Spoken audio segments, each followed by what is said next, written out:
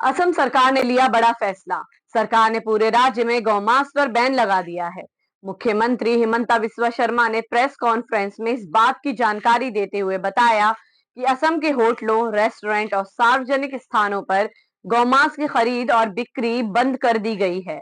दरअसल भारत एक ऐसा देश है जहां लगभग 80% आबादी हिंदू है। हिंदू गाय को पूजते हैं। इसी वजह से वो देश में गौमांस पर पूरी तरह से प्रतिबंध लगाने की मांग लंबे वक्त से कर रहे हैं। लेकिन क्या आप जानते हैं कि भारत से जो भी बीफ एक्सपोर्ट होता है वह कौन सी कंपनियां करती हैं या फिर उनके मालिक कौन हैं?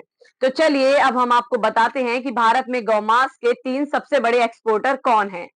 पहली कंपनी जो सबसे ज्यादा तादाद में भारत से गौमांस एक्सपोर्ट करती है वो है अल अरेबियन एक्सपोर्ट, जिसके मालिक हैं सुनील कपूर। दूसरी कंपनी है अल कबीर एक्सपोर्ट्स, जिसके मालिक हैं सतीश और अतुल सबरवाल। वहीं तीसरी कंपनी है MKR Khan frozen food export, जिसके मालिक हैं मदन अबॉट। वहीं अगर आंकड़ों की बात करें तो साल 2021 में 2.8 बिलियन डॉलर का बीफ एक्सपोर्ट कर एशिया के पैसिफिक रीजन में भारत ऑस्ट्रेलिया के बाद दूसरे नंबर पर सबसे ज्यादा बीफ एक्सपोर्ट करने वाला देश बना है। कुछ राज्यों में बैन पहले से लगा हुआ है, लेकिन अभी भी कई राज्य ऐसे हैं जहां गौमांस बेचने की छूट कानून से मिली हुई है। इन राज्यों में केरल, पश्चिम बंगाल, अरुणाचल प्रदेश, मणिपुर, मेघालय, मिजोरम, नागालैंड, त्रिपुरा, सिक्किम और लक्षद्वीप शामिल हैं। असम भी इन्हीं राज्यों में से एक था, लेकिन अब हिमंता सरकार के फैसले के बाद वह गौमांस पर प्रतिबंध वाले राज्यों में शामिल हो गया है।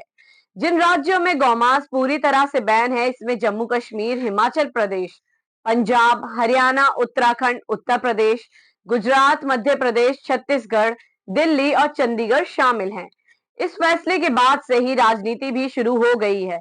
कांग्रेस विधायक जाकिर हुसैन सिकंदर ने आहार विकल्पों में सरकार की दखलंदाजी करने का कड़ा विरोध किया है। वे इसे अभिव्यक्ति की स्वतंत्रता और धार्मिक मान्यताओं का उल्लंघन मानते हैं। रायजोर दल के रसेल हुसैन ने प्रतिबंध को अधिक जरूरी मुद्दों से ध्यान भटकाने वाला बताया और कहा कि यह एक राजनीतिक चाल है। उन्होंने भाजपा की 2021 की चुनावी जीत के बाद से ब्लैक मार्केट में गौमांस की बिक्री में बढ़ोतरी का भी विरोध किया।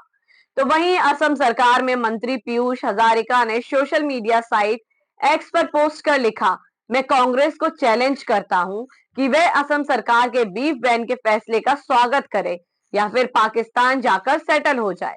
असम जातीय परिषद के अध्यक्ष लुरिन ज्योति गोगोई का दावा है कि यह प्रतिबंध गिरोह को बढ़ावा देने के लिए बनाया गया है, जो गायों की तस्करी को भाजपा और उसके नेताओं से जोड़ता है।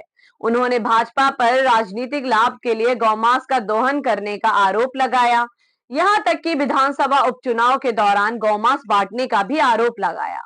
वहीं क्विंट की रिपोर्ट के मुताबिक साल 2024 में अलाना ग्रुप, जो भारत में सबसे ज्यादा फ्रोजन फूड को और खास तौर पर मीट का एक्सपोर्टर है, उसने बीजेपी को 5 करोड़ और शिवसेना को 2 करोड़ के इलेक्टोरल बॉन्ड दिए थे। अब आप सोच रहे होंगे इलेक्टोरल बॉन्ड क्या होता है? इलेक्टोरल बॉन्ड को चुनावी बॉन्ड भी कहते हैं। ये एक तरह का मनी इंस्ट्रूमेंट होता है जो एक वाहक बॉन्ड के रूप में काम करता है, जिन्हें भारत में व्यक्ति या कंपनियां खरीदती हैं। ये बॉन्ड विशेष रूप से राजनीतिक दलों को चंदे के रूप में दिया जाता है। इस बॉन्ड की सबसे बड़ी खासियत यह है कि बैंक से इसे खरीदने वाले का नाम बॉन्ड पर नहीं होता है। इससे आप यह कह सकते हैं कि कोई भी व्यक्ति गुमनाम तरीके से अपनी पसंद की पार्टी को फंडिंग कर सकता है। इन बॉन्ड को कोई भी खरीद सकता है।